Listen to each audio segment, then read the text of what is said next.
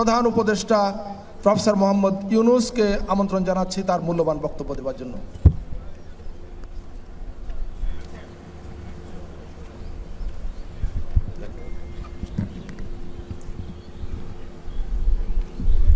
বিসমিল্লাহির রহমানির রহিম।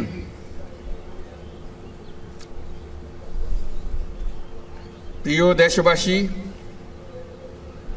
যে যেখানে আছেন, বাংলাদেশের খেতে খামারে, শহরে নগরে গঞ্জে যারা আমাদেরকে দেখছেন আজকে এই মহান দিবসে, তারা আমার সালাম গ্রহণ করুন। আর যারা উপস্থিত আছেন তারা আমার শুভেচ্ছা ও সালাম গ্রহণ করুন।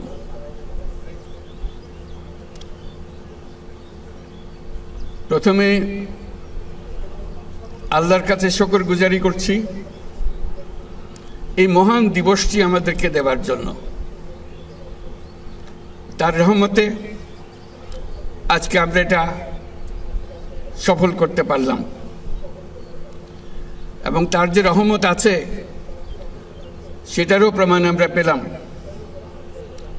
যখন জুলাই ঘোষণা দেওয়ার জন্য এখানে এসেছিলাম, ওখানে বৃষ্টির কোনো লক্ষণ ছিল না, কিন্তু আমাদের কাজ শুরু হবার মাত্রই বৃষ্টি শুরু হয়ে গেল। তা আমি বললাম যেটা আল্লাহর রহমত আমাদের উপরে বর্ষাচ্ছে।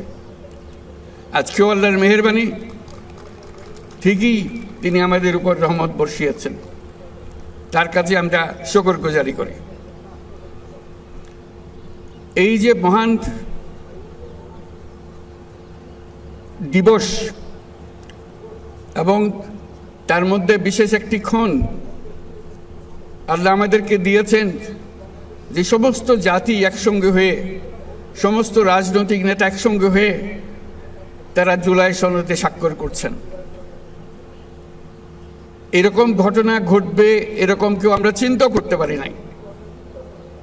যখন ঐক্যমত্য কমিশন গঠন করলাম, মনে মনে আশা ছিল যে হয়তো দু একটা বিষয়ে তাদেরকে একমত করতে পারবো, কিন্তু রাজনৈতিক দলের বক্তব্য শুনলে মনে হয় কেউ কারো কথা শুনবে না।